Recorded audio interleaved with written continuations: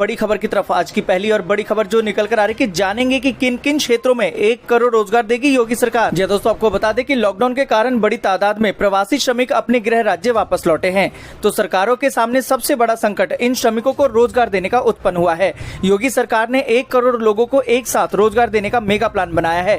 इसमें MSME sector की भागीदारी सबसे अधिक होगी। सूक्ष्म, लघु और मध्यम उद्योगों के माध्यम से कुल 50 लाख कामगारों को रोजगार उपलब्ध कराने का दावा सरकार की ओर से किया जा रहा है। जी दोस्तों, आपको बता दें कि इसके लिए योगी सरकार आत्मनिर्भर उत्तर प्रदेश अभियान शुरू कर रही है। इस अभियान का प्रधानमंत्री नरेंद्र मोदी शुभारंभ करेंगे। इस संबंध में उत्तर प्रदेश के सूक्ष्म और मध्यम उद्योग विभाग के प्रमुख सचिव नवनीत सहगल ने बताया कि अब तक के सबसे बड़े रोजगार प्रबंधन के इस कार्यक्रम में 2 लाख प्रवासी मजदूरों को नियुक्ति पत्र सौंपे जाएंगे।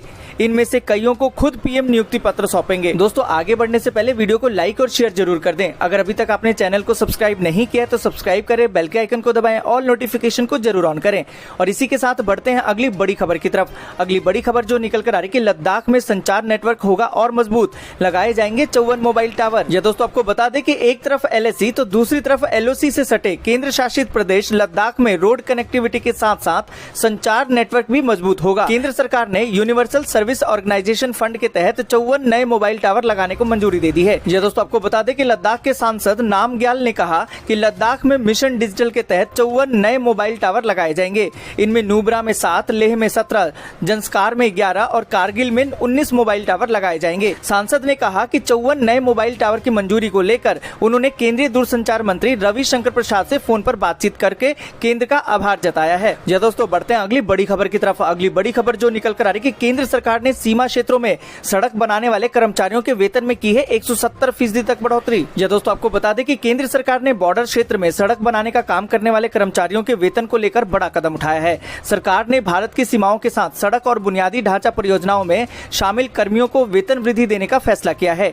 इन क्षेत्रों में काम करने वाले लोगों के लिए न्यूनतम वेतन में 100% से लेकर 170% तक की वृद्धि की गई है। जी दोस्तों, आपको बता दें कि भारत और चीन के बीच तनाव के क्षेत्र लद्दाख में सड़क निर्माण से जुड़े हुए कर्मचारियों को सबसे ज्यादा बढ़ोतरी दी गई है। नई वेतन संरचना 1 जून से लागू हुई है। यह आदेश राष्ट्रीय राजमार्ग और बुनियादी ढांचा विकास निगम लिमिटेड द्वारा जारी किया गया है। जी दोस्तों, आपको बता दें कि खबरों के अनुसार आदेश में कहा गया है कि चीन और पाकिस्तान तथा बांग्लादेश के साथ सीमावर्ती क्षेत्रों में काम करने वालों के जोखिम भत्ते में 100 से 170% तक की वृद्धि की गई है। नए आदेश के बाद लद्दाख में काम करने वाले डेटा एंट्री ऑपरेटर जैसे गैर तकनीकी कर्मचारियों का वेतन 16,770 रूपए प्रति माह से बढ़ाकर 41,440 रूपए प्रति माह कर दिया गया है। वहीं उसी काम के लिए व्यक्ति को दिल्ली में 28,000 रूपए का वेतन मिलता है। एक अकाउंटेंट का वेतन भी लद्दाख क्षेत्र में 25,700 रूपए से बढ़ाकर 47,360 रूपए प्रति माह कर दिया गया है। जी दोस्तों, बढ़ते हैं अगली बड़ी खबर की तरफ। अगली बड़ी खबर जो निकल कर आ रही है कि मेड इन चाइना सामानों के बहिष्कार के बाद अब चीनी नागरिकों का भी बॉयकॉट। दिल्ली के बजट होटलों में नहीं मिलेगा रूम। जी दोस्तों, आपको बता दें कि राष्ट्रीय राजधानी में छोटे और किफायती दरों पर सेवा देने वाले 3000 होटल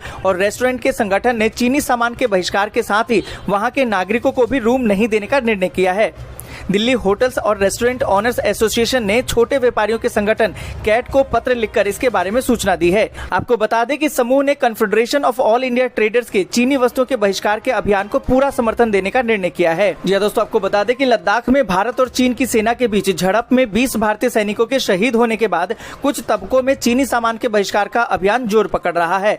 दिल्ली होटल्स और रेस्टोरेंट ऑनर्स एसोसिएशन के महासचिव महेंद्र गुप्ता ने कहा कि वे चीनी नागरिकों से कोई बुकिंग नहीं लेंगे और न ही उन्हें कोई सेवा देंगे। साथ ही उन्होंने अपने होटल्स और रेस्टोरेंट में चीनी वस्तुओं के बहिष्कार का निर्णय किया है। उन्होंने कहा कि एसोसिएशन से करीबन 3000 होटल और रेस्टोरेंट जुड़े हुए हैं। इन होटलों में 5 से 6% बुकिंग चीनी नागरिकों की होती है। जी दोस्तों, बढ़ते हैं अगली बड़ी खबर की तरफ। अगली बड़ी खबर जो निकल कर आ रही है कि अक्टूबर से पहले स्कूलों का खुलना मुश्किल, मंत्रालय ने दिए हैं संकेत। जी दोस्तों, आपको बता दें कि आने वाले महीनों में भी महामारी संक्रमण की रफ्तार की आशंकाओं के बीच स्कूलों का फिलहाल अक्टूबर से पहले खुलना मुश्किल है। मानव संसाधन विकास मंत्रालय ने स्वास्थ्य विशेषज्ञों के साथ चर्चा के बाद इसके संकेत दिए हैं।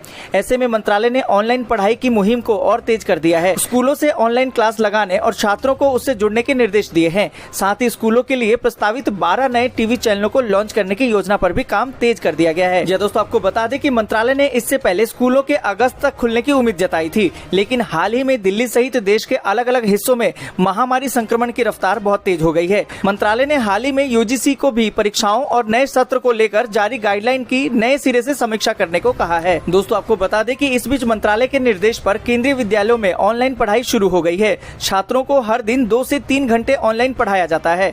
इस दौरान नोट्स आदि को भी तैयार कराने का काम शुरू कर दिया गया है। हालांकि अभी हर दिन सभी विषय नहीं पढ़ाए जाते। दोस्तों बढ़ते हैं अगली बड़ी खबर की तरफ। अगली बड़ी खबर जो निकल कर आ रही है कि असम में बाढ़ से बिगड़े हालात, 1 लाख से ज्यादा लोग हुए प्रभावित। दोस्तों आपको बता दें कि असम में बाढ़ की स्थिति गुरुवार को खराब हो गई, क्योंकि राज्य में इस वक्त बाढ़ से करीबन 1.89 लाख लोग प्रभावित हैं। कई जिलों में पानी घुस गया है, जबकि एक और व्यक्ति ने दम तोड़ दिया है। आधिकारिक रिपोर्ट के अनुसार जल प्रलय के कारण अब तक 13 लोग दम तोड़ चुके हैं। दोस्तों आपको बता दें कि मुख्यमंत्री सोनोवाल ने प्रभावित जिलों के अधिकारियों को बाढ़ पीड़ितों तक पहुंचने और राहत और बचाव कार्यों के दौरान महामारी सुरक्षा प्रोटोकॉल का पालन करने के निर्देश दिए हैं। दोस्तों बढ़ते हैं अगली बड़ी खबर की तरफ। अगली बड़ी खबर जो निकल कर आ रही है कि देश में पहली बार सरकार किसानों से खरीदेगी गाय का गोबर, शुरू होगी गोधन न्याय योजना। दोस्तों आपको बता दें कि अब किसान गाय का दूध ही नहीं बल्कि गोबर भी बेच सकेंगे। छत्तीसगढ़ सरकार ने राज्य में गो पालन को लाभप्रद बनाने, गोबर प्रबंधन और पर्यावरण सुरक्षा के लिए गोधन न्याय योजना शुरू करने का फैसला किया है। इस योजना के तहत सरकार गोपालकों से गोबर खरीदेगी। इसका इस्तेमाल एक और जहां सड़क पर आवारा घूम रहे पशुओं को रोकने में होगा, वहीं गोबर से वर्मी कंपोस्ट खाद बनाई जाएगी। इसके बाद किसानों, वन विभाग और उद्यानिकी विभाग को दिया जाएगा। दोस्तों आपको बता दें कि मुख्यमंत्री भूपेश बघेल ने बृहस्पतिवार को ऑनलाइन संवाददाता सम्मेलन में बताया कि छत्तीसगढ़ राज्य में गो पालन को आर्थिक रूप से लाभदायी बनाने, खुले में चराई की रोकथाम, सड़कों और शहरों में आवारा घूमते पशुओं के प्रबंधन तथा पर्यावरण की रक्षा के लिए गोधन न्याय योजना शुरू की जाएगी। उन्होंने कहा कि योजना की शुरुआत राज्य में हरेली पर्व यानी कि 21 जुलाई के दिन होगी। छत्तीसगढ़ देश का पहला राज्य होगा जो गोबर की खरीद करेगा। दोस्तों बढ़ते हैं अगली बड़ी खबर की तरफ। अगली बड़ी खबर जो निकल कर आ रही है कि ओला से जुड़े ऑटो रिक्शा में ड्राइवर और यात्री के बीच लगाई जाएगी स्क्रीन, हर 48 घंटे में करना होगा सैनिटाइज। दोस्तों आपको बता दें कि ऐप आधारित कैब सेवा मुहैया कराने वाली कंपनी ओला ने कहा है कि महामारी के चलते उसके प्लेटफॉर्म से जुड़े सभी ऑटो रिक्शा में ड्राइवर तथा यात्रियों के बीच स्क्रीन लगाई जाएगी। इसके साथ ही रिक्शे को हर 48 घंटे में अनिवार्य रूप से सैनिटाइज किया जाएगा। दोस्तों आपको बता दें कि ओला ने एक बयान में कहा कि उसके मंच से जुड़े सभी ऑटो रिक्शा को 48 घंटे में एक बार केमिकल का छिड़काव करके उसे कीटाणु मुक्त किया जाएगा। आपको बता दें कि इसके लिए देश भर में 100 से अधिक फ्यूमिगेशन सेंटर की मदद ली जाएगी। बयान के मुताबिक दिल्ली में इस समय ऐसे 15 सेंटर हैं और आने वाले दिनों में इनकी संख्या बढ़ाई जाएगी। कंपनी ने बताया कि इस पहल के लिए साझेदार ऑटो से कोई अतिरिक्त शुल्क नहीं लिया जाएगा। दोस्तों बढ़ते हैं अगली बड़ी खबर की तरफ। अगली बड़ी खबर जो निकल कर आ रही है कि यूपी और मध्य प्रदेश समेत कई राज्यों में है टिड्डियों का कहर, अब है बिहार की बारी। दोस्तों आपको बता दें कि हवाओं के बदले रुख के साथ ही टिड्डी दल गुरुवार को कई राज्यों में एक बार फिर से दस्तक दे चुका है। मध्य प्रदेश के सतना के रास्ते, उत्तर प्रदेश के सोनभद्र और प्रयागराज में दल ने दस्तक देकर कृषि रक्षा अधिकारियों की नींद उड़ा दी है।